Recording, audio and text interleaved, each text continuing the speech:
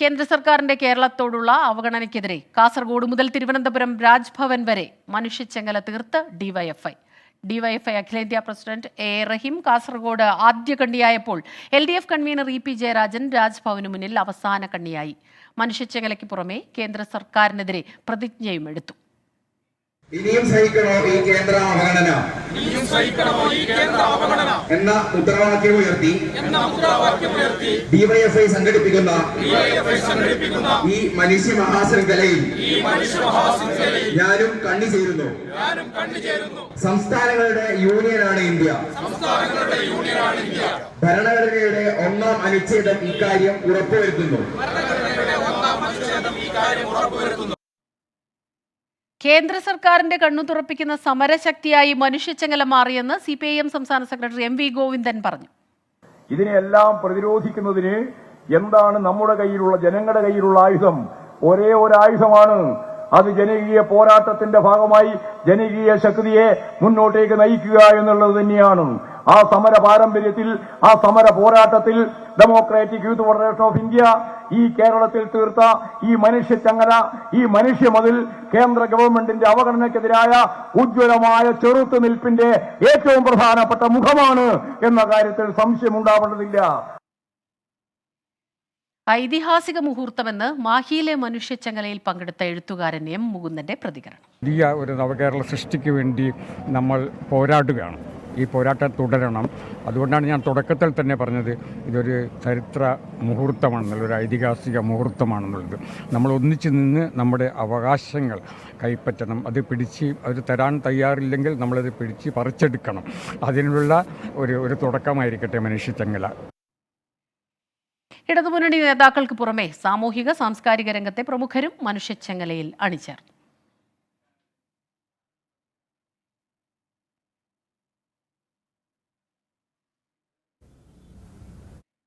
നമ്മുടെ ചരിത്രത്തിൽ ഇത്തരം പ്രതിഷേധങ്ങളാണല്ലോ നമ്മുടെ സംസ്ഥാനത്തിൻ്റെ അവകാശങ്ങളുമൊക്കെ സംരക്ഷിച്ചിട്ടുള്ളത്. അപ്പോൾ ഉറപ്പായിട്ടും അത് ജനങ്ങളെ അണിനിരത്തിയുള്ള എല്ലാ സമര രീതികളും എല്ലാ തരത്തിലുള്ള ഭരണകൂടത്തെയും ഇതുവരെ എഫക്റ്റ് ചെയ്തിട്ടുണ്ടെന്നുള്ളതാണ്, അവരെ സ്വാധീനിച്ചിട്ടുണ്ട്. കേരളത്തിൻ്റെ ആവശ്യം കൃത്യമായിട്ട് അംഗീകരിച്ച് കിട്ടുക എന്നുള്ളത് നമ്മുടെ എല്ലാവരുടെ ആവശ്യമാണ്. അവിടെ ഞാനും വളരെ ആത്മാർത്ഥമായി ഇതിൽ കണ്ടുചേരും. പൊതുവായിട്ട് ജനങ്ങൾക്കുള്ള സുഖ സൗകര്യങ്ങൾ എല്ലാവർക്കും ഉണ്ടാവണമെന്ന് ഒരു കലാകാരൻ എന്ന നിലയിലും ഈ കക്ഷി അംഗം എന്ന പേരിലും രണ്ട് വിഷയത്തിലും ഞാനത് പറയാൻ തയ്യാറാണ്. ഈ മനുഷ്യച്ചങ്ങല ഒരാളുടെ മാത്രം അല്ലെങ്കിൽ ഒരു പാർട്ടിയുടെ മാത്രം കാര്യമല്ല. ഇത് കേരളത്തിലെ എല്ലാവർക്കും വേണ്ടിയുള്ള ഒരു വലിയ ഒരു സമരമാർഗമാണ്. കേരളം മുഴുവൻ സമാധാനത്തോടെ ഗതാഗതത്തിന് തടസ്സങ്ങൾ സൃഷ്ടിക്കാതെ നടത്തുന്ന ഈ മനുഷ്യച്ചങ്ങലയിൽ പ്രതിബദ്ധതയുള്ള ഒരു കലാകാരൻ എന്ന നിലയിൽ ഞാനും അണിചേരും. ഏറ്റവും വളരെ മോശമായിട്ടുള്ള രീതിയിലാണ് കേന്ദ്ര സർക്കാർ പെരുമാറുന്നത്. കേരളത്തിലെ എല്ലാ മനുഷ്യരും ഇതിന്റെ ഭാഗമാകണമെന്നാണ് ഞാൻ പറയുന്നത്. ഇടതുപക്ഷ യുവജന സംഘടനകളാകെ ഇതിനോട് വലിയ ഐക്യം പ്രഖ്യാപിച്ചിട്ടുണ്ട്, പിന്തുണ പ്രഖ്യാപിച്ചിട്ടുണ്ട്. ഷഫീദ് റാവുത്തർ ചേരുന്നുണ്ട് തിരുവനന്തപുരത്ത് നിന്ന് വിവരങ്ങളുമായി. ഷഫീദ്, ഈ രാഷ്ട്രീയ രംഗത്തെ പ്രമുഖർ അല്ലെങ്കിൽ ഡിവൈഎഫ്ഐയുടെ പ്രവർത്തകർ, CPIMന്റെ നേതൃനിരയിലുള്ളവർ ഉൾപ്പെടെ പൊതുജനങ്ങളെ അണിനിരത്തുന്നു. അതേസമയം തന്നെ സാംസ്കാരിക സാമൂഹ്യ രംഗത്തെ പ്രമുഖരുടെ ഒരു സാന്നിധ്യം അതുകൊണ്ട് ശ്രദ്ധേയമായിരുന്നു ഇന്നത്തെ ഈ മനുഷ്യച്ചങ്ങല. തിരുവനന്തപുരത്ത് എത്തി നിൽക്കുമ്പോൾ ഏത് രീതിയിലായിരുന്നു കാര്യങ്ങൾ? നേതൃത്വത്തിന്റെ ഒരു പ്രതികരണം, ഈ മനുഷ്യച്ചങ്ങല തീർത്തതിനു ശേഷമുള്ള പ്രതികരണം ഏതു രീതിയിലാണ്?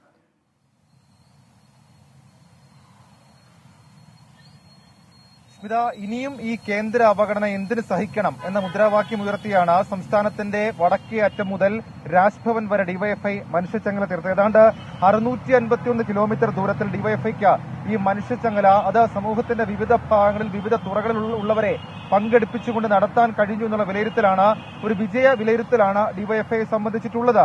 മാത്രവുമല്ല, ഇക്കാര്യത്തിൽ ഏറ്റവും പ്രധാനപ്പെട്ട ഇന്നത്തെ കാര്യമായി നമുക്ക് ചൂണ്ടിക്കാണിക്കാനുള്ളത് ഡിവൈഎഫ്ഐ അഖിലേന്ത്യാ പ്രസിഡന്റ് എ റഹീം കാസർഗോഡ് ആദ്യ കണ്ണിയായപ്പോൾ LDF കൺവീനർ EP ജയരാജൻ രാജ്ഭവന് മുൻപിൽ അവസാന കണ്ണിയായി. മാത്രവുമല്ല, ചങ്ങലയ്ക്ക് പുറമെ കേന്ദ്ര സർക്കാരിനെതിരെ രാഷ്ട്രീയ പ്രസക്തിയുള്ള പ്രതിജ്ഞയും എടുക്കാൻ കഴിഞ്ഞു എന്നുള്ളത് ഡിവൈഎഫ്ഐയുടെ ഈ മനുഷ്യച്ചങ്ങലയിൽ ഏറ്റവും പ്രധാനമായും എടുത്തു കാണിക്കണം. പ്രധാന സ്ഥലങ്ങളിൽ പൊതുയോഗവും സംഘടിപ്പിച്ചു. ആ പൊതുയോഗങ്ങളിലെല്ലാം CPIMന്റെ നേതാക്കൾ, LDFന്റെ നേതാക്കൾ, മറ്റു നേതാക്കളടക്കം സംസാരിച്ചപ്പോൾ കേന്ദ്ര സർക്കാരിനെതിരെ അതിരൂക്ഷ വിമർശനം ഉയർത്തുകയും ചെയ്തിട്ടുണ്ട്. CPM സംസ്ഥാന സെക്രട്ടറി MV ഗോവിന്ദനായിരുന്നു രാജ്ഭവന് മുൻപിലെ പൊതുയോഗം ഉദ്ഘാടനം ചെയ്തത്. അദ്ദേഹം പറഞ്ഞത് സംസ്ഥാനത്തെ ഏതൊക്കെ വിധത്തിൽ വീർപ്പുമുട്ടിക്കാൻ കഴിയുമോ ആ വിധത്തിലൊക്കെ കേന്ദ്ര സർക്കാർ വീർപ്പുമുട്ടിക്കുന്നു. കിട്ടേണ്ട സാമ്പത്തിക സഹായം പോലും ലഭിക്കുന്നില്ല. അങ്ങനെ സഹായം ലഭിച്ചാൽ കേരളത്തിന്റെ അവസ്ഥ, നിലവിലെ സാഹചര്യം തന്നെ വലിയ രീതിയിൽ മാറും എന്നതടക്കമുള്ള വിമർശനം ഇന്ന് CPM സംസ്ഥാന സെക്രട്ടറി MV ഗോവിന്ദൻ ഉന്നയിച്ചു. മാത്രമല്ല DYFI അഖിലേന്ത്യാ സെക്രട്ടറി ഹിമാങ് രാജ് ഭട്ടാചാര്യയും രാജ്ഭവന് മുൻപിലെ മനുഷ്യച്ചങ്ങലയിൽ ഭാഗമായി അദ്ദേഹം ചൂണ്ടിക്കാണിച്ചത് കേരളത്തിൽ BJPക്കെതിരെയുള്ള പ്രതിഷേധം അത് മറ്റ് സംസ്ഥാനങ്ങൾക്ക് പ്രചോദനമാകും എന്നുള്ളതായിരുന്നു. ഹിമാങ് രാജ് ഭട്ടാചാര്യ ഇന്ന് ഈ പൊതുയോഗ അഭിസംബോധന ചെയ്ത് സംസാരിച്ചപ്പോൾ പറഞ്ഞ കാര്യം. മാത്രമല്ല മറ്റു ചില വിമർശനങ്ങൾ, അതായത് കേരളത്തെ മൂന്നാംകിട രാജ്യമായി അധപ്പതിപ്പിക്കാൻ കേന്ദ്രം ശ്രമിക്കുന്നുവെന്ന വിമർശനം അത് CPMന്റെ മുതിർന്ന നേതാക്കളായിട്ടുള്ള S Ramendran Pillai, MA baby അടക്കമുള്ള ആളുകൾ ഉന്നയിച്ചു. മറ്റ് സാമൂഹിക സാംസ്കാരിക രംഗത്തെ ആളുകളും ഈ മനുഷ്യച്ചങ്ങലയുടെ പ്രസക്തിയായി ചൂണ്ടിക്കാണിച്ചത് നിലവിൽ സംസ്ഥാനത്തെ ബുദ്ധിമുട്ടിക്കുന്ന, സാമ്പത്തികമായി ഞെരുക്കുന്ന കേന്ദ്ര സർക്കാരിനെതിരെയുള്ള നീക്കത്തിന്, അതിന് ഊർജ്ജം പകരുന്ന തരത്തിലേക്ക് ഏത് നീക്കങ്ങൾ വന്നാലും അതിനൊപ്പം നിൽക്കുമെന്നുള്ള പ്രതികരണം അത് ഇന്ന് മനുഷ്യച്ചങ്ങലയിൽ പങ്കെടുത്ത ഈ സാമൂഹിക സാംസ്കാരിക രംഗത്തെ പ്രമുഖരുടെ ഭാഗത്ത് നിന്ന് ഉണ്ടായി. ഏതായാലും ഈ സാമ്പത്തിക ഉപരോധം, നിയമന നിരോധനം, ഈ റെയിൽവേ യാത്രയുമായി ബന്ധപ്പെട്ട അവഗണന, ഇതടക്കമുള്ള വിഷയങ്ങൾ ഇന്നത്തെ മനുഷ്യച്ചങ്ങലയിൽ ചർച്ചയാക്കാൻ DYFIക്ക് കഴിഞ്ഞു. മറ്റ് മുതിർന്ന CPM നേതാക്കൾ കേന്ദ്രത്തിനെതിരെയുള്ള സംസ്ഥാന സർക്കാരിന്റെ പ്രതിഷേധ സമരങ്ങളിൽ പ്രതിപക്ഷം മുഖം തിരിഞ്ഞു നിൽക്കുന്ന സമീപനം അത് ജനവിരുദ്ധമായ സമീപനമാണെന്നുള്ള കാര്യം ചൂണ്ടിക്കാണിച്ച് അതും ചർച്ചയാക്കാൻ കഴിഞ്ഞു എന്നുള്ളതും ഇന്നത്തെ ശ്രദ്ധേയമായിട്ടുള്ള കാര്യമാണ്. ഏതായാലും ഡൽഹിയിൽ മുഖ്യമന്ത്രി അടക്കം നേരിട്ടെത്തി നടത്താനിരിക്കുന്ന പ്രതിഷേധ സമരങ്ങളുടെ ഒരു കർട്ടൻ റൈസറായി ഇന്നത്തെ DYFIയുടെ മനുഷ്യച്ചങ്ങലയെ വിലയിരുത്തുന്നുണ്ട് സ്മിത. ഷഫീദ് റാവുത്തറാണ് വിവരങ്ങളുമായി ചേർന്നത്. ഇനിയും സഹിക്കണോ ഈ കേന്ദ്ര അവഗണന എന്ന വിഷയം, അതിൽ തന്നെ ഈ നിയമന നിരോധനം വരുന്നു, തൊഴിലില്ലായ്മ വരുന്നു, ഈ രീതിയിലുള്ള വലിയ ഗൗരവമേറിയ പ്രധാന പ്രശ്നങ്ങൾ. മാർച്ച് നടത്തുന്നു, പാർലമെന്റ് മാർച്ചുണ്ട്. അതിന് മുന്നോടിയായി തന്നെയാണ് ഈ DYFIയുടെ ഈ മനുഷ്യച്ചങ്ങലയെ നേർനിര കാണുന്നത്. ആ രീതിയിൽ തന്നെ അത് വലിയ വിജയമായിരുന്നു എന്നുള്ള അവകാശവാദം തന്നെയാണ് DYFI മാത്രമല്ല പാർട്ടി നേതൃത്വം ഉന്നയിക്കുന്നത്. ഷഫീദ് റാവുത്തർ വിവരങ്ങൾ നൽകുകയായിരുന്നു തിരുവനന്തപുരത്ത് നിന്നും. അയോധ്യയിൽ ഒരുക്കങ്ങളെല്ലാം അന്തിമഘട്ടത്തിലേക്ക്.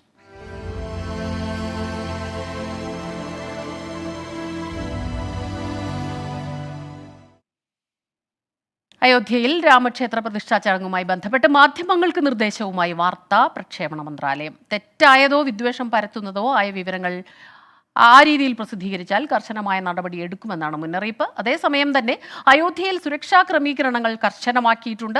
ചടങ്ങിലേക്ക് ക്ഷണം ലഭിച്ചവർക്ക് മാത്രമാണ് ഇന്നു മുതൽ അയോധ്യയിൽ പ്രവേശനമുള്ളത്. പ്രതിഷ്ഠയോടനുബന്ധിച്ചുള്ള സുരക്ഷാ പരിശോധനകൾക്കിടെ ഖലിസ്ഥാൻ ബന്ധമുള്ള 3 പേർ പിടിയിലായി.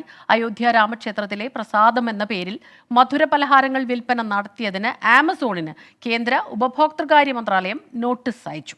അയോധ്യയിൽ നിന്ന് S വിജയകുമാറും R രാധാകൃഷ്ണനും ചേരുന്നുണ്ട്. ആദ്യം S വിജയകുമാറിലേക്കാണ്. വിജയകുമാർ, ഈ എല്ലാ ഒരുക്കങ്ങളും പൂർത്തിയായിരിക്കുന്നു, പല തരത്തിലുള്ള മാർഗനിർദ്ദേശങ്ങളൊക്കെ തന്നെ പുറപ്പെടുവിച്ചിട്ടുണ്ട്. ചടങ്ങുകളുടെ കാര്യം എടുത്താൽ ഏത് രീതിയിലാകും ചടങ്ങുകൾ പുരോഗമിക്കുക? ഇന്നു മുതൽ തന്നെ വലിയ കർശനമായ മാർഗനിർദ്ദേശങ്ങളുണ്ട്, അതുപോലെ റെസ്ട്രിക്റ്റഡ് ആണ് അവിടേക്കുള്ള പ്രവേശനങ്ങളെല്ലാം തന്നെ.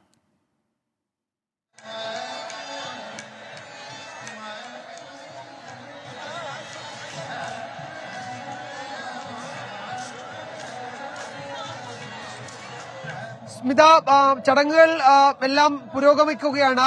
പ്രധാനമന്ത്രി നാളെ ഉച്ചയ്ക്ക് ശേഷം അയോധ്യയിലെത്തും എന്നതാണ് ഒരു പുതിയ വിവരം. അദ്ദേഹം നാളെ വൈകിട്ട് അയോധ്യയിലേക്ക് എത്തും.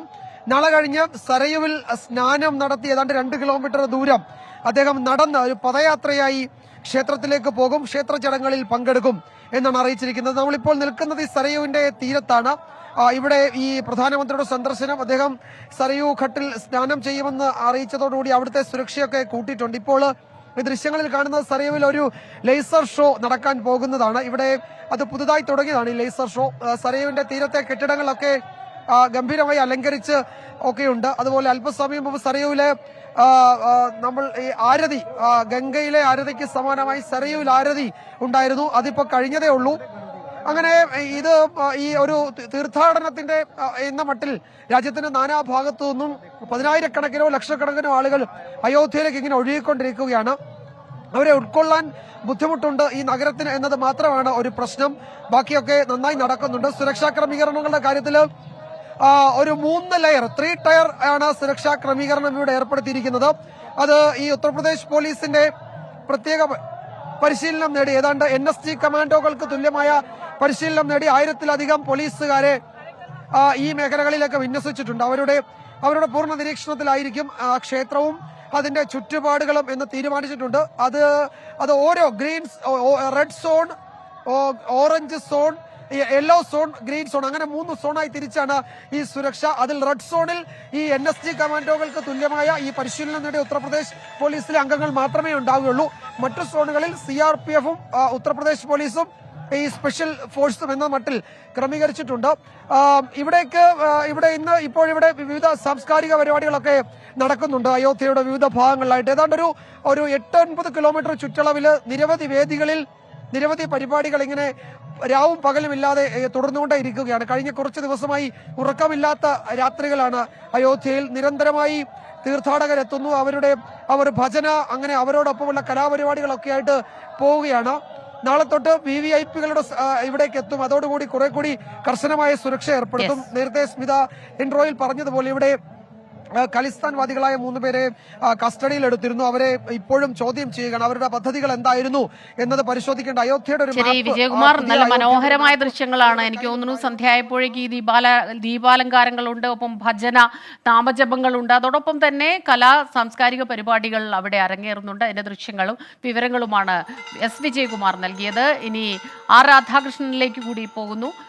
ആർക്കെ ഈ മാധ്യമങ്ങൾക്ക് കർശനമായ നിർദ്ദേശം തന്നെ നൽകിയിട്ടുണ്ട്. പലതരത്തിലുള്ള വിദ്വേഷ രീതിയിലുള്ള അല്ലെങ്കിൽ തെറ്റായ വാർത്തകൾ പ്രചരിപ്പിക്കുക, ഈ രീതിയിൽ ഏതെങ്കിലും തരത്തിലുള്ളൊരു രീതി ഉണ്ടായാൽ കർശനമായ നടപടികൾ തന്നെ ഉണ്ടാകും എന്നുള്ള ഒരു നിർദ്ദേശം, അതൊരു മുന്നറിയിപ്പായി തന്നെ കാണേണ്ടിയിരിക്കുന്നു അല്ലേ?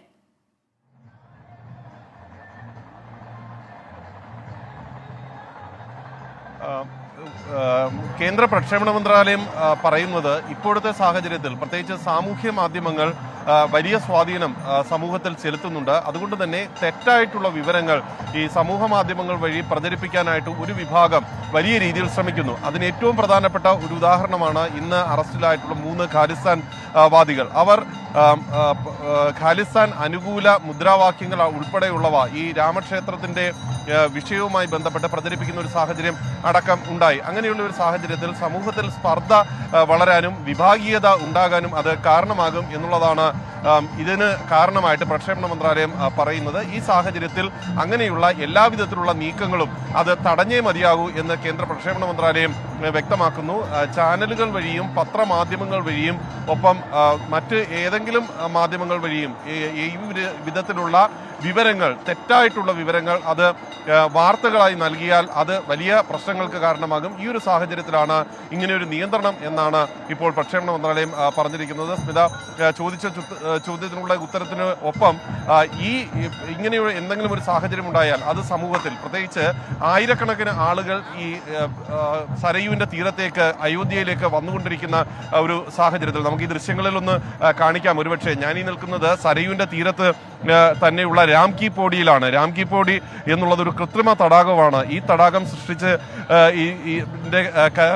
ഇരുവശത്തുമായിട്ട് ഇപ്പോൾ 100 കണക്കിന് ആളുകൾ പങ്കെടുക്കുന്ന വിവിധ പരിപാടികൾ ഈ സരയുവിനെ വർണ്ണാഭമാക്കിക്കൊണ്ട് ലേസർ ഷോ ഉൾപ്പെടെയുള്ളവ നിലനിർത്തിക്കൊണ്ട് ഒക്കെയാണ് ഇവിടുത്തെ പരിപാടികൾ നടക്കുന്നത്. അല്പസമയത്തിനകം ബൃഹത്തായിട്ടുള്ള ഒരു വലിയ ലേസർ ഷോയിലേക്ക് ഈ നഗരം പോവുകയാണ്. അങ്ങനെ വലിയ ആഘോഷങ്ങൾ നടക്കുന്ന ഈ സാഹചര്യത്തിൽ ഏതെങ്കിലും വിധത്തിൽ തെറ്റായിട്ടുള്ള പ്രചരണങ്ങളൊക്കെ ഉണ്ടായാൽ അത് ഉണ്ടാക്കുന്ന പ്രതിഫലനങ്ങൾ വളരെ വലുതാണ്. ഇത് ആണ് പ്രക്ഷേപണ മന്ത്രാലയം അവരുടെ ഏതെങ്കിലും തരത്തിലുള്ള അനിഷ്ട സംഭവങ്ങൾ ഉണ്ടാകാതിരിക്കാനാണ് കൃത്യമായ മാർഗനിർദ്ദേശങ്ങൾ മാധ്യമങ്ങൾക്ക്, സോഷ്യൽ മീഡിയയ്ക്ക് ഉൾപ്പെടെ വാർത്താ വിതരണ പ്രക്ഷേപണ മന്ത്രാലയം പുറപ്പെടുവിച്ചിട്ടുള്ളത്.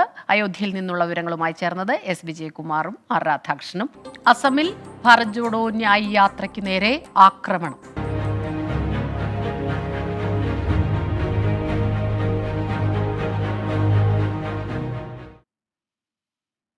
ഭാരത് ജോഡോ ന്യായ് യാത്ര അസമിൽ പുരോഗമിക്കുമ്പോൾ യാത്രയ്ക്കിടെ ആക്രമണമുണ്ടായി. കോൺഗ്രസിന്റെ വാഹനങ്ങൾക്കു നേരെ കല്ലേറുമുണ്ടായി. ദൃശ്യങ്ങൾ കോൺഗ്രസ് നേതൃത്വം പുറത്തുവിട്ടു. ലഖിംപൂരിലാണ് ആക്രമണമുണ്ടായത്. ആക്രമണത്തിന് പിന്നിൽ യുവമോർച്ച പ്രവർത്തകരാണെന്ന് കോൺഗ്രസ് ആരോപിച്ചു. അച്യുതൻ ചേരുന്നുണ്ട് ഡൽഹിയിൽ നിന്ന് വിവരങ്ങളുമായി. അച്യുതൻ, ഇത് ഏത് രീതിയിലാണ് ഈ കല്ലേറ് വാഹനങ്ങൾക്ക് നേരെ ഉണ്ടായത്? ഈ ദൃശ്യങ്ങൾ പുറത്തുവിടുന്നു, അതോടൊപ്പം തന്നെ യുവമോർച്ച പ്രവർത്തകരാണ് ഇതിനു പിന്നിലെന്ന് കോൺഗ്രസ് പാർട്ടി ആരോപണവും ഉന്നയിക്കുന്നു. അതിന്റെ ഒരു അടിസ്ഥാനം എന്താണ്?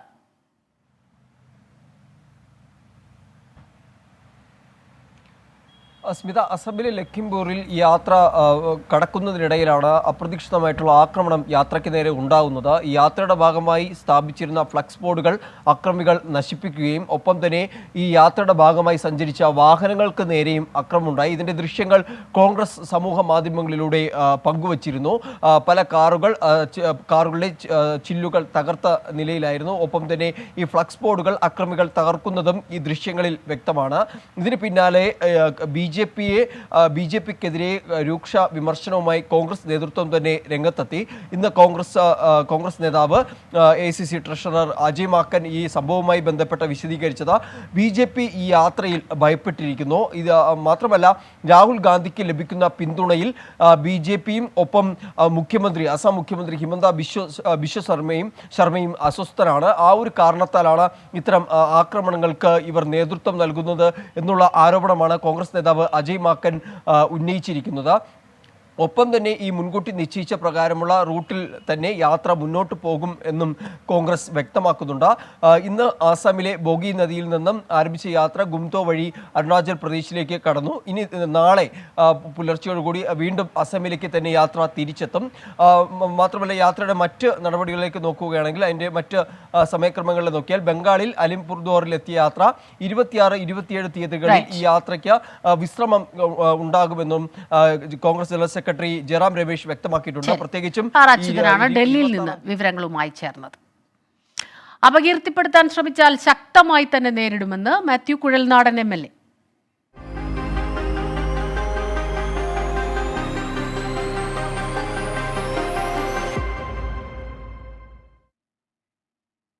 ചിന്നക്കനാലിലെ ഭൂമിയിടപാടിൽ മാത്യു കുഴൽനാടനെതിരെ ഗുരുതര കണ്ടെത്തലുമായി വിജിലൻസ്.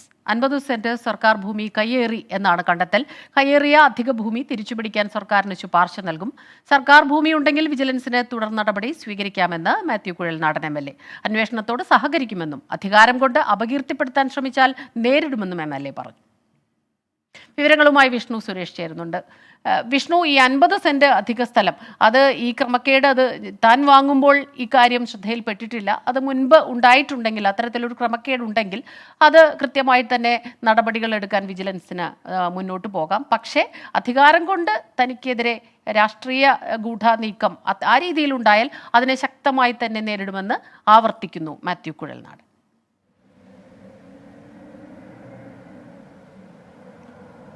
സ്മിത, പ്രധാനമായും 3 കണ്ടെത്തലുകളാണ് ചിന്നക്കനാലിലെ ഭൂമിയുമായി ബന്ധപ്പെട്ട് വിജിലൻസ് നടത്തിയിരിക്കുന്നത്. ആ കണ്ടെത്തലുകളുടെ അടിസ്ഥാനത്തിലായിരുന്നു ഇന്നത്തെ ചോദ്യം ചെയ്യൽ. അത് ഏറ്റവും പ്രധാനപ്പെട്ടത് 2 മാത്യു കുഴൽനാടനെ നേരിട്ട് ബാധിക്കുന്നതാണ്. അതിലൊന്ന് 1000 ചതുരശ്ര അടി വരുന്ന ഒരു കെട്ടിടം ഈ ഭൂമിയിലുണ്ടായിരുന്നു. പക്ഷേ രജിസ്ട്രേഷന്റെ സമയത്ത് ആ കെട്ടിടമുള്ള കാര്യം മറച്ചുവെച്ചു. പക്ഷേ വിജിലൻസ് നടത്തിയ പരിശോധനയിൽ 17 ലക്ഷത്തോളം മതിപ്പ് വില ആ കെട്ടിടത്തിലുണ്ട്. അങ്ങനെയെങ്കിൽ ഏകദേശം 1.5 ലക്ഷത്തോളം രൂപ നികുതി അടക്കേണ്ടതുണ്ട്. ആ തുക മാത്യു കുഴൽനാടൻ അടച്ചിട്ടില്ല. അതോടൊപ്പം തന്നെ 1 ഏക്കർ 21 സെന്റ് സ്ഥലമാണ് ഈ രജിസ്ട്രേഷനിൽ കാണിക്കുന്നത്. പക്ഷേ വിജിലൻസ് നടത്തിയ റവന്യൂ വകുപ്പിന് ഉപയോഗിച്ച് നടത്തിയ സ്ഥലമളക്കലിൽ ഇതിൽ 50 സെന്റ് അധികമുണ്ട്. അത് സർക്കാർ പുറമ്പോക്കാണെന്നും വിജിലൻസ് കണ്ടെത്തിയിരിക്കുന്നു. ഇത് രണ്ടും മാത്യു കുഴൽനാടനെ നേരിട്ട് ബാധിക്കുന്നതാണ്. മറ്റൊന്ന്, ഈ ഭൂമി മിച്ചഭൂമി കേസിൽ ഉൾപ്പെട്ട പ്രദേശമാണ്. ആ പ്രദേശം ഇങ്ങനെ വിൽക്കാൻ സാധിക്കില്ല. പക്ഷേ അതിന്റെ തണ്ടപ്പേർ അവകാശികളാണ് ഈ വിൽപ്പനയിൽ അവർക്കെതിരെയാണ് ഈ ആരോപണം വരിക.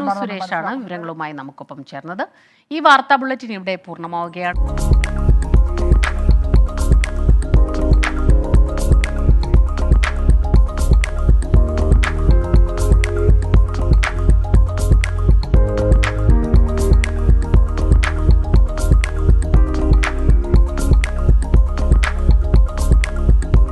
ലോകത്തെവിടെയായാലും ഏത് സമയത്തും 24 വാർത്തകളും ഓഗ്മെന്റഡ് റിയാലിറ്റി പാക്കേജുകളും എക്സ്പ്ലെയിനറുകളും വിശദമായി കാണാൻ ഞങ്ങളുടെ YouTube ചാനൽ നിങ്ങൾക്ക് സബ്സ്ക്രൈബ് ചെയ്യാം.